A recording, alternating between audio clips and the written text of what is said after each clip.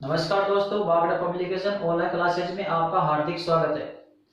दोस्तों, आज अपन इस वीडियो में युग्म शब्द है इनका अध्ययन करने जा रहे हैं। युग्म शब्द है, युग्म का अर्थ होता है जोड़ा, शब्दों के जोड़े जो अपने हर कॉम्पिटिशन एग्जाम में आते हैं। तो युग्म शब्दों का दूसरा नाम है श्रुति सम, श्रुति सम भिन्नार्थक, श्रुति सम भिन्नार्थक। सुनने में समान हो बल्कि अर्थ अलग अलग हो, श्रुति सम भिन्नार्थक। जो सुनने में समान लगे बल्कि अर्थ अलग अलग हो उन्हें युग्म शब्द कहते हैं। युग्म शब्द हो चाहे श्रुति सम भिन्नार्थक शब्द हो, दोनों एक ही नाम है। अब आपके सामने कुछ जो एग्जाम में आए हुए हैं ये युग्म शब्द आपके सामने है। जैसे पहला है अजर, अजिर, अचिर और अजर। अजर, अजिर, अचिर और अचर ये युग्म शब्द है। तो अजर का अर्थ होता है देवता, अजर का अर्थ होता है देवता। फिर है अजिर, अजिर का अर्थ होता है अपना आंगन। क्या होता है? आंगन। अजर का अर्थ देवता हो गया और अजिर का मिस होता है आंगन। फिर है अचिर, अचिर का होता है शीघ्र। जैसे चिर यानी हमेशा, लंबा, सनातन। तो इसमें एल लग गया तो एल लगते ही विलोम शब्द हो जाता है, तो अचिर हो गया शीघ्र। फिर है अचर, जैसे विलोम शब्द है चर, अचर। तो चर यानी सजीव, अचर यानी निर्जीव। तो ये हो गया आपका जड़। अचर होता है जड़ या फिर निर्जीव। अब है अपना अक्ष, अक्षी और अक्षी। अक्ष, अक्षी और अक्षी। अक्ष का अर्थ होता है केंद्र, अक्ष का अर्थ होता है केंद्र या धुरी, केंद्र या धुरी। जैसे पंखे का अक्ष, अक्ष होता है केंद्र या धुरी। फिर एक अक्षी में छोटी है और एक अक्षी में बड़ी है। तो इस छोटी अक्षी का अर्थ होता है आंख। क्या होता है? आंख। और इस बड़ी अक्षी का अर्थ होता है आंख वाली, आंख वाली। कैसे? जैसे अपन मीनाक्षी लिखते हैं, क्या लिखते हैं? मीनाक्षी।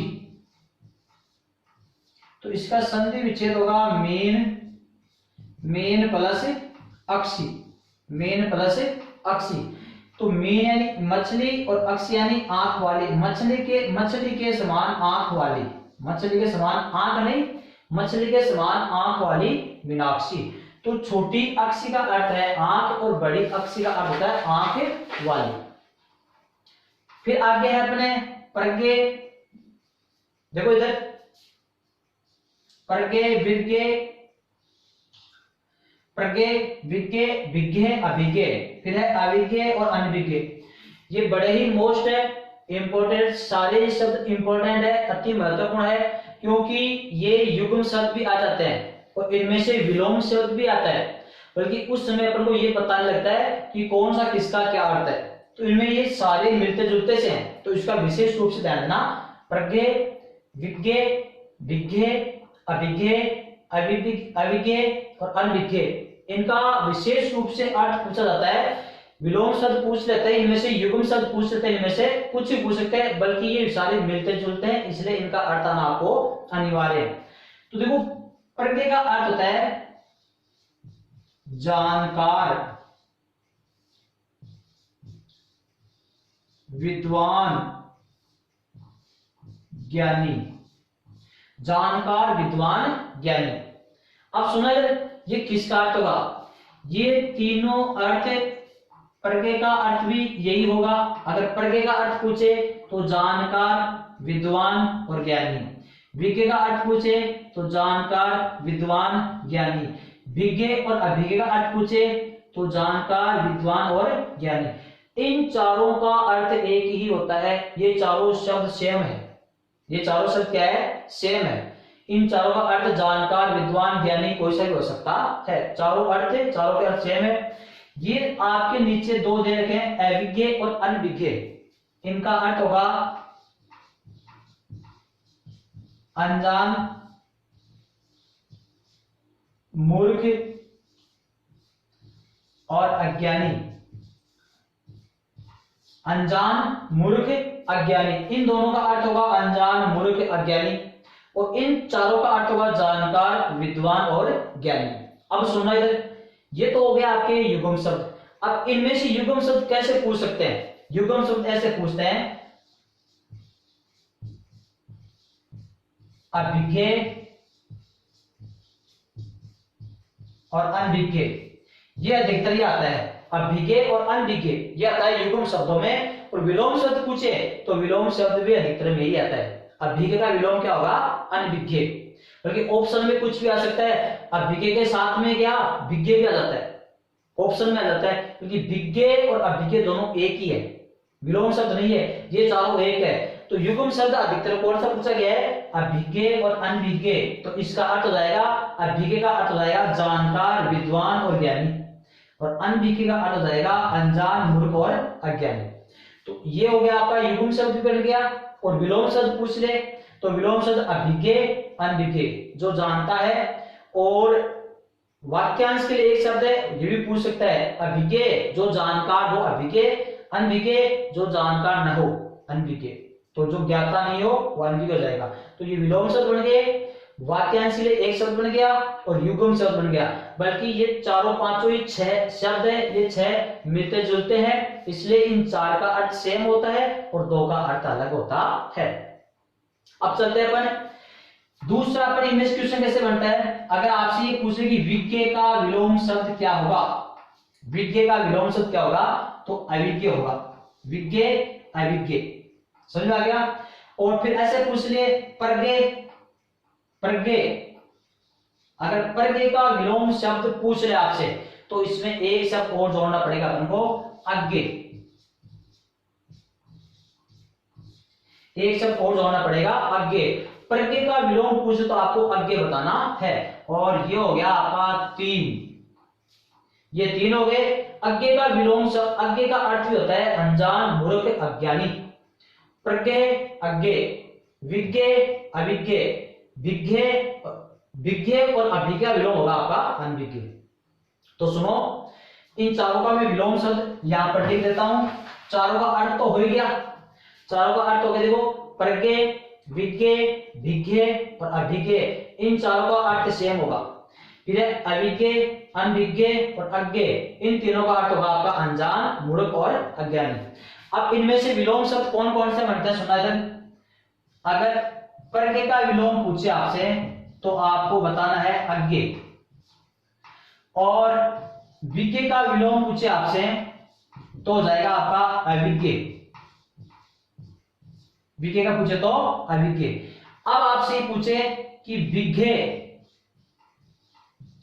विज्ञ और अभिज्ञ, विज्ञ और अभिज्ञ का विलोम शब्द पूछे, विज्ञ और अभिज्ञ का विलोम शब्द पूछे तो आपको बताना है अनभिज्ञ। क्या बताना है? अनभिज्ञ। इस प्रकार से अपने ये 4-5 विलोम शब्द बनते हैं।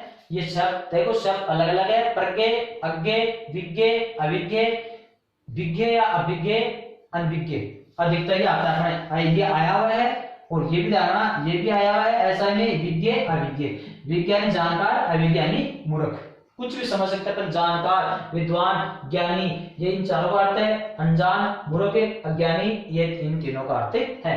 तो ये सारे शब्द आपको कहीं पर भी देखने के लिए नहीं मिलते एक साथ, इतने एक साथ। हालांकि अपनी जो बागड़ा पब्लिकेशन की पुस्तक है, ये अपनी पुस्तक है बागड़ा पब्लिकेशन भारतीय हिंदी व्याकरण कोश। इसमें अगर ये युग्म शब्द देखा जाए, युग्म शब्द हर एक टॉपिक ही जो मार्केट में पुस्तकें उपलब्ध है उनसे कुछ हटकर मैटर है, अपना जो मैटर है वो कुछ हटकर है, अलग है। इसमें ऐसे जैसे अजर, अजीर, अचिर, अजर, ऐसे एक शब्द साथ मिलते हैं जो सुनने में समान है, 2-2, 3-3 के 4-4 जोड़े हैं, वो सारे एक जगह इकट्ठे किए गए हैं। तो इस प्रकार से अपने इस पुस्तक के ऊपर सहायता ले सकते हैं, भारतीय हिंदी व्याकरण कोश। अब चलते हैं, देखो इधर ये सारे शब्द इंपॉर्टेंट है, इनको अच्छी तरह से आप ध्यान रखना। प्रज्ञ, विज्ञ, विज्ञ, अभिज्ञ, अविज्ञ, अनभिज्ञ और अज्ञ। अब चलते हैं आगे। अगला है अपना अवदान और अवधान। अवदान और अवधान। अवदान का अर्थ होता है सहयोग या प्रशंसित कार्य। सहयोग या प्रशंसित कार्य, दो होते हैं इसके। अच्छा, इसका होता है ये अवदान का अर्थ होता है सहयोग, सहयोग या प्रशंसित कार्य, प्रशंसित कार्य। और अवधान का अर्थ होता है सचेत।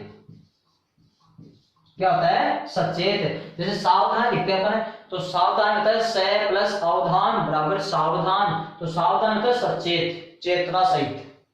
तो अवधान होता है सचेत। अब है अभिसार।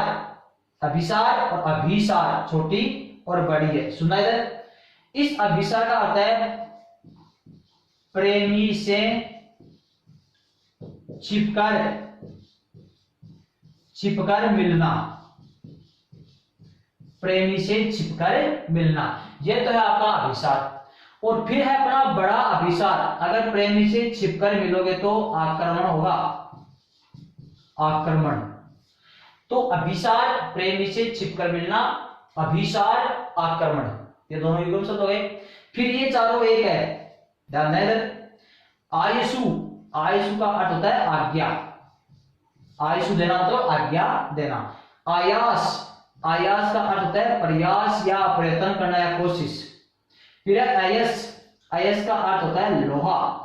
क्या होता है? लोहा। फिर अयस, अयस का देखो यस, अयस अपकीर्ति। क्या हो जाएगा? अपकीर्ति। यस यानी कीर्ति और अयस यानी अपकीर्ति या अपयश, एक ही बात है। देखो, आयसु आज्ञा, आयास प्रयास, अयस लोहा, अयस अपकीर्ति। अब है ये मुख्य है, इंपॉर्टेंट है, आया क्वेश्चन है अनावृत और अनावृत। इसमें तय अकेला है, इसमें डबल तय अनावृत। सुनना इधर, इसमें से अपन अन उपसर्ग निकाल देते हैं। अन उपसर्ग वैसे ही विलोम शब्द भी नहीं है, ऐसा नहीं अनावर्त अनावर्ती विलोम शब्द है, विलोम शब्द नहीं है, दोनों अलग अलग है। देखो, इसमें से अपन अन उपसर्ग निकालते हैं तो बचेगा आपका आवर्त, ऐसे, क्योंकि अन आपका हलंत निकलेगा। इसमें से अन उपसर्ग कौन सा निकलेगा? हलंत उपसर्ग। इसमें से भी अपन अन उपसर्ग निकालते हैं तो ये भी बचता है आपका आवृत, ये वाले बचते हैं। तो अब सुना जाए, अगर आवृत का आपको विलोम शब्द पूछे तो आवृत का विलोम शब्द होगा अनावृत। इस आवृत का विलोम शब्द होगा अनावृत। इस आवृत का अर्थ होता है घेरना, घेरना या घेरा हुआ।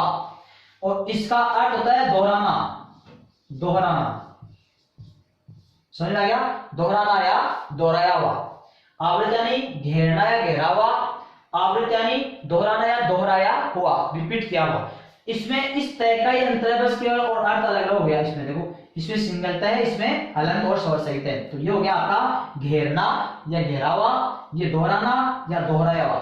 अब इसमें अन लगाते ही, अन उपसर्ग लगाते ही नकारात्मक हो जाता है। अन का अर्थ होता है नहीं, तो अनावृत का अर्थ रहेगा जो घेरा नहीं गया हो, जो घेरा नहीं गया हो। अनावृत जिसे जो दोहराया नहीं गया हो, तो इसका हो जाएगा आवर्त यानी घेरा हुआ, आवर्त यानी दोहराया हुआ, अनावर्त यानी नहीं घेरा हुआ और अनावर्त यानी नहीं दोहराया हुआ। तो ये आपके अर्थ हो गए। सुनना दोबारा से, इसका हो जाएगा घेरा हुआ, इसका दोहराया हुआ, अनावृत नहीं घेरा हुआ, अनावृत नहीं दोहराया हुआ, दोहराया हुआ। ये हो गया आपके युग्म। अब है अभिराम। अभिराम का अर्थ हो जाएगा सुंदर। अविराम, अविराम का अर्थ होगा लगातार। अभिराम यानी सुंदर और अविराम यानी मतलब लगातार। अब ये सारे एक से लग रहे हैं, इधर ये सारे सेम है। आदि, अब आदि का अर्थ होता है प्रारंभ, प्रारंभ करना, जैसे राम श्याम गणेश सोहन आदि। इस अनादि का अर्थ है जिसका कोई अंत ना हो, जिसका अंत और प्रारंभ ना हो, जिसका अंत व शुरू न हो, जिसका कोई अंत और शुरुआत न हो, या जिसका कोई जन्म न हो। जैसे आदि अनादि, आदि अनादि। आदि यानी प्रारंभ करना और अनादि होता है जिसका कोई अंत और प्रारंभ ना हो, जिसका कोई जन्म मरण ना हो, वो होता है आपका अनादि। तो जिसका कोई अंत और शुरुआत न हो होता है अनादि। अब इसमें अनादि अनादि तो जगह खाद्यान्न, क्या जाएगा खाद्यान्न, मतलब अन आदि तो खाद्यान्न। फिर है आदि। अब देखो इस आदि का अर्थ होगा मानसिक रोग, क्या होगा मानसिक रोग। फिर है व्याधि, ये दोनों आते हैं साथ में, जाना आदि व्याधि, आदि व्याधि ये होता है आपका शारीरिक रोग। कौन सा शारीरिक रोग, ये एग्जाम में आया हुआ है, अधिकतर एग्जाम में आ जाता है आदि व्याधि। अब अपन को पता भी लग जाता है कि दोनों रोग है, एक तो मानसिक है और एक शारीरिक है, बल्कि उसमें पता नहीं लगता कि कौन सा किसका होगा। तो आदि आदि का मतलब आधा आदमी हाफ माइंड, हाफ माइंड कैसे होगा मानसिक रोग से। तो आदि मानसिक रोग और व्याधि शारीरिक रोग। अब है आदि, तो ये आदि हो जाएगी 1/2 भाग, 1/2 भाग या फिर आधा भाग। यह आदि, आदि हो जाएगी आदत, आदत या व्यसन या फिर लत, आदत व्यसन या फिर लत, लत लग जाएगी, है ना। अब है आपका ब्याज और ब्याज, ब्याज ब्याज और ब्याज। ब्याज का अर्थ होता है सूदखोर, ब्याज का अर्थ होता है सूदखोर, जिसे अपन ब्याज लेने वाले हैं ना। अब ये ब्याज, ब्याज का अर्थ होता है बहाना, ब्याज का अर्थ होगा बहाना। फिर है व्याघ्र, व्याघ्र आप जानते हो बाघ, व्याघ्र क्या हो गया बाघ। इस प्रकार से अपने ये युग्म शब्द है, क्या है युग्म शब्द। इसके साथ ही जो 3-4 मुख्य और है जो इसके तरह एक साथ आते हैं, वो आपको मैं बताता हूं कि ये मुख्य और कौन कौन से। हालांकि इनके और भी मुख्य है, ये एग्जाम में आए हुए हैं। अब जो एग्जाम में आए हुए हैं उनमें से मैं एक और बता रहा हूं, जैसे ये बहुत ही मुख्य जो अब लिख रहा हूं वो बहुत ही मुख्य है। पथ, पंथ, पथिक, पाथे, पथे, अपथे,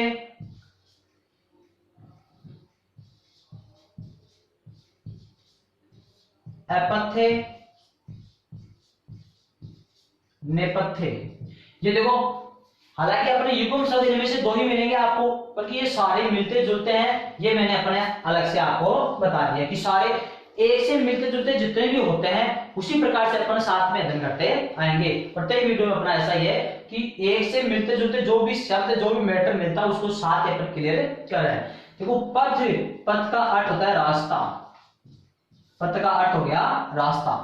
फिर है पंथ, एक अनुस्वार लगते ही पंथ हो गया आपका संप्रदाय, क्या हो गया संप्रदाय, जैसे साधु पंथ। फिर है पथिक, तो पथ पर चलने वाला पथिक हो गया आपका राहगीर, क्या हो गया राहगीर। अब है पाथे, सुना इधर, ये पथ शब्द है, इसमें ए पट्टे जोड़ने पर, पथ में ए पट्टे जोड़ने पर, जैसे पथ शब्द में ए पट्टे जोड़ने पर, ए पट्टे जोड़ गया शब्द का प्रथम स्वर तो दीर्घ हो जाता है, अंतिम स्वर का प्रथम स्वर दीर्घ हो जाता है, अंतिम स्वर का लोप हो जाता है। तो ए का क्या हो जाएगा आ। ये अपन उपसर्ग में पढ़ते में देखना, पढ़ते का वीडियो देखना, उसमें ये अच्छी तरह डिटेल है। तो ए, इसमें से ए का लोप हो गया तो ए मिल गया, तो हो गया आपका पाथे, क्या हो गया पाथे। तो पथ यानी रास्ता और पाथे का अर्थ रास्ते का भोजन, क्या हो जाएगा रास्ते का भोजन, रास्ते का भोजन। पाथे रास्ते का भोजन और पथ्य, पथ्य होता है रोगी का भोजन, रोगी का भोजन। ये दोनों युग्म शब्द आना अच्छी तरह से आना, ये एग्जाम में आया हुआ है। पथ्य और पाथे, पाथे होता है रास्ते का भोजन और पथ्य होता है रोगी का भोजन। अब इसी पथ्य में ए लग गया, इसी पथ्य में क्या लग गया ए लग गया, तो ए मतलब नहीं, तो अपथ्य हो जाएगा परहेज, परहेज रखना दूर रखना, मतलब अपत्य यानी रोगी का भोजन, और अपत्य मतलब परहेज, दूर रहना, परहेज रखना। अब है अपत्य। अपत्य का अर्थ है संतान। अपत्य का अर्थ है संतान। कैसे? जैसे अपने पढ़ते में है अपत्य सूचक, वो अपत्यवाचक, अपत्य मतलब संतान सूचक, तो अपत्य हो गया संतान। फिर नेपथ्य। नेपथ्य हो गया आपका पर्दे के पीछे, पर्दे के पीछे।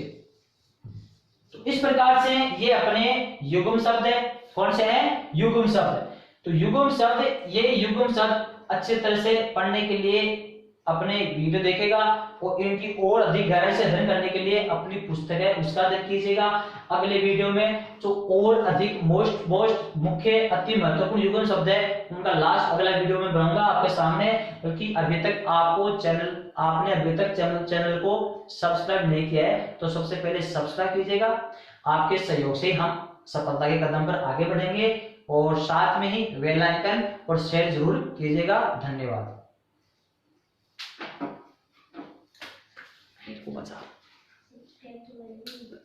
सब्सक्राइब